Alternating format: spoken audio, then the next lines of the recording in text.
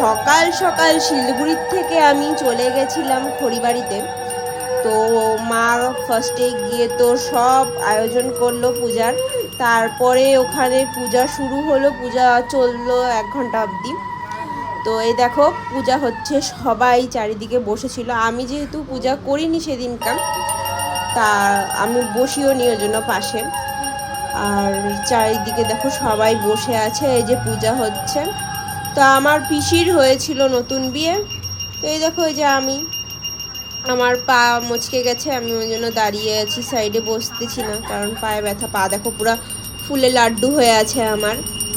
তো যে আমার পিসির নতুন বিয়ে হয়েছে, তো আমার দিদা হচ্ছে পিসি আর পিসাকে ইনভাইট করছিল জামাই ষষ্ঠীতে, কারণ আমার তো বাবা কেউ নাই, তো দিদাই হচ্ছে ওদের জামাই ষষ্ঠী করছে আমার বাবার তরফ থেকে। তো এই যে সবাই এখন হচ্ছে অঞ্জলি দেবে, অঞ্জলির জন্য প্রস্তুতি নিচ্ছে। আমি সাইডে দাঁড়িয়ে দাঁড়িয়ে মন্ত্র পড়ছিলাম, অঞ্জলি তো দিব না, খালি মন্ত্র পড়ছিলাম।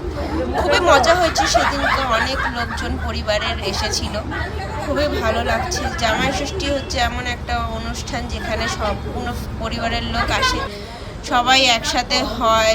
খালি শুধুমাত্র আমাদের ফ্যামিলিও না, বাইরের ওখানে আমাদের যে আরও অনেক কটা মামা ছিল সেরাও এসেছিল।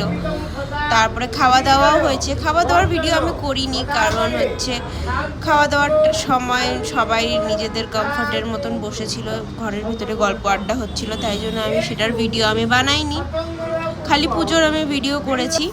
কেমন লাগলো গাইজ এই জামাই ষষ্ঠীর মিনি ব্লগ, তোমরা কমেন্ট সেকশনে জানাও। আমার ভাই খুব মন দিয়ে জোরে জোরে মন্ত্র উচ্চারণ করে হচ্ছে পুজো করছিল। এ হচ্ছে আমাদের মামা বাড়ির তরফ থেকে সব থেকে ছোট ছেলে, মানে আমার মামার ছোট ছেলে, ওই হচ্ছে সবার ছোট আমাদের মধ্যে। আমি হলাম সবার বড়, ও হচ্ছে সবার ছোট। বসে বসে এখন পুজো পাঠ করছে সবাই। ওই দিনকে আমরা ছিলাম, আমার বড় মাসিও পুজো দিতে পারেনি, কারণ বড় মাসিরও অসুস্থ ছিল। তো এরা সবাই পুজো করেছে। মা হচ্ছে পাঁচালি পড়েছিল সেদিনকার, পাঁচালির পড়ার ভিডিওটা আপনাদের সাথে আমি পরে শেয়ার করব।